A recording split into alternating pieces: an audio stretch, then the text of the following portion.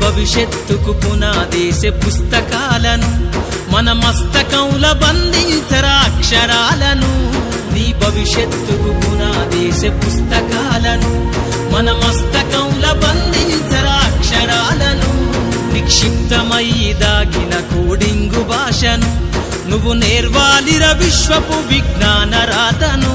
నిక్షిప్తమై దాగిన కోడింగు భాషను నువ్వు నేర్వాలిర విశ్వపు విజ్ఞాన రాతను సదవాలిర పేదల కన్నీటి దారను